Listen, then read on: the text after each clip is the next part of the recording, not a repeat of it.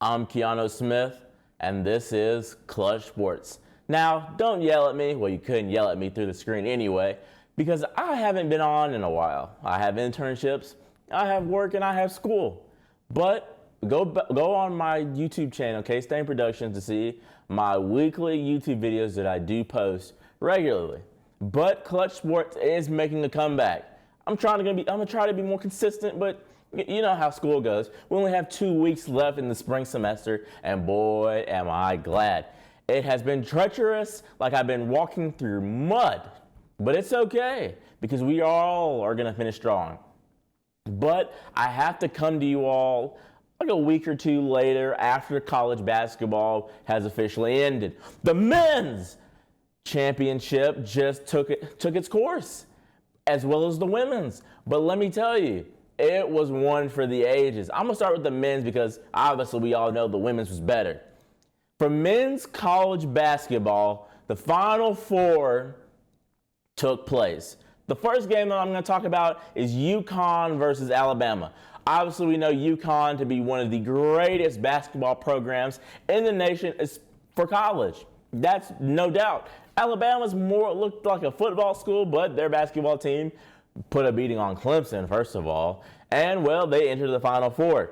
I will say, UConn won 86-72. In this game, it was absolutely crazy, with 3-pointers from deep and layups that will be memorable for all time. Y'all should have watched this game.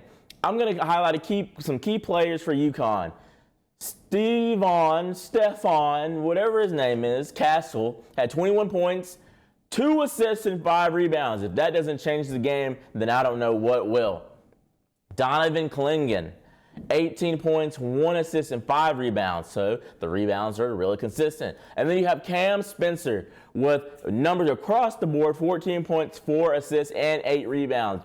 These 3 players contributed to this game and eventually helped the UConn Huskies to win against Alabama. No more Roll Tide. Moving on to Alabama, Mark Sears, 24 points, 3 assists, and 5 rebounds. So this just goes to show that he was the key player for Alabama. Grant Nelson also helped him on the way with 19 points, 0 assists, but 15 rebounds. He was grabbing them left and right. Wherever they went, he was a magnet, and he was catching to them. Obviously, the Alabama Roll Tide, whatever they call them, they didn't make it to where they wanted to be. They didn't make it to the championship. But we always knew that UConn was a good team. I will say that. So I had my money on UConn, and UConn won. Now the next game in the Final Four, Purdue versus NC State. We all know NC State has had an unbelievable storyline this season. DJ Burns, one of the biggest basketball players I have ever seen, was putting a beating on people. And then with the cardio of him running up and down the court, props to DJ Burns, man. Purdue beat NC State, unfortunately, 63-50. Purdue, Zach Edey, dude's like 7'4", I think, with 20 points, 4 rebounds, and 20 points, 4 assists, and 12 rebounds. Sorry, I got a little bit confused. My notes right here. But you know what he had to do? I expected him to get a little bit more rebounds than he did, but still, 12 is a lot. And then you have Lance Jones. He had 14 points, 0 assists, and 4 rebounds. So obviously, Purdue came to play. NC State, DJ Horn had 20 points, 1 assist, 1 assist, and 6 rebounds.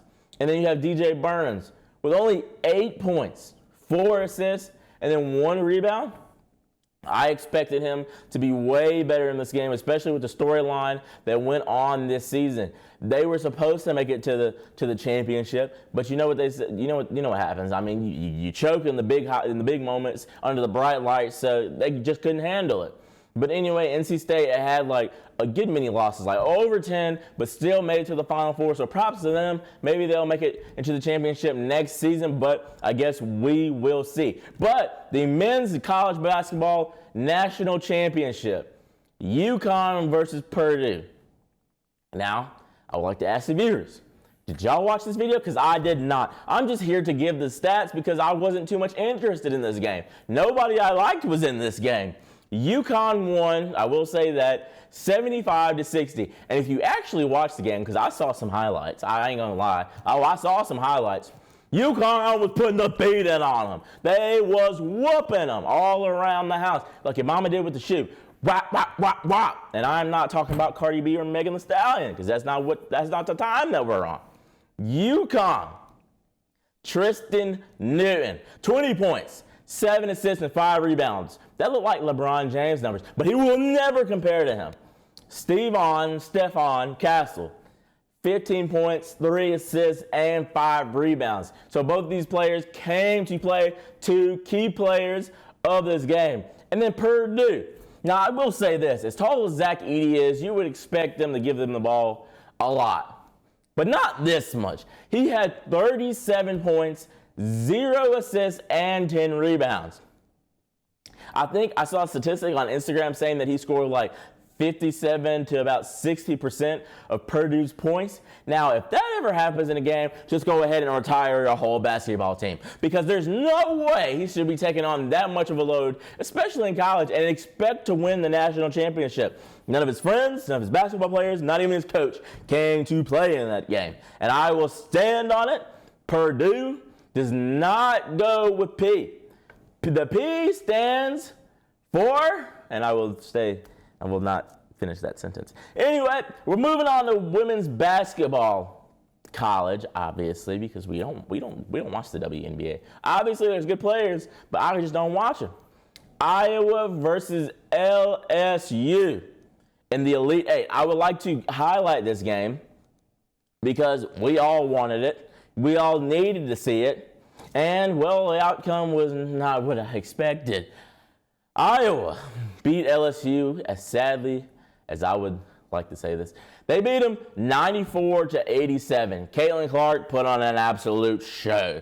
The coldest woman basketball player to ever play the game. Threes from deep like Stephen Curry, fadeaways like LeBron James, and the mindset like Kobe Bryant. Rest in peace.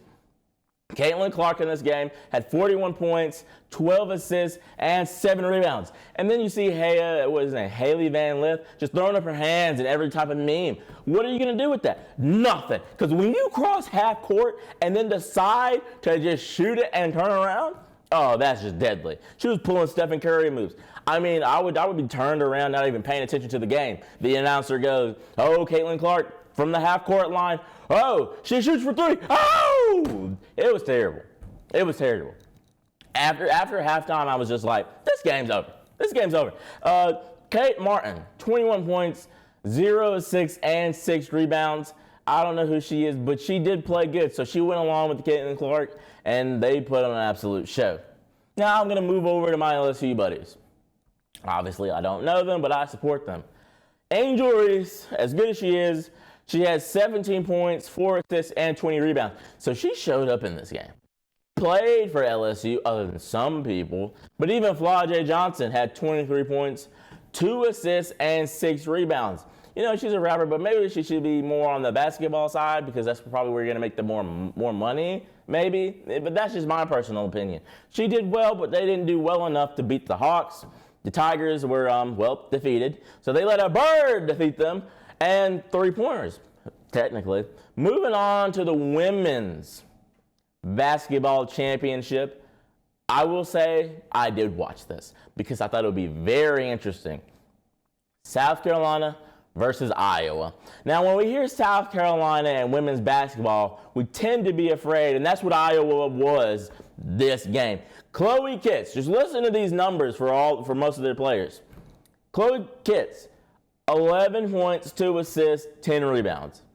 Camilla Cardoso, 15 points, 2 assists, 17 rebounds. And then Tessa Johnson, 19 points, 1 assist, and 4 rebounds. Tell me how you're winning the game if you don't play no defense. What are we doing? We're not doing nothing. We're not doing nothing. Because obviously South Carolina is probably the best team. I mean, they would probably beat most of men's teams. I think. No, they won't. Let me stop with that. No, they won't. But anyway, South Carolina women's basketball. We know them to be a force to be reckoned with. When you only lose 3 games in 3 years, You know you have something going right. And if you don't play no defense on them, oh, you're trash. Oh, you're trash.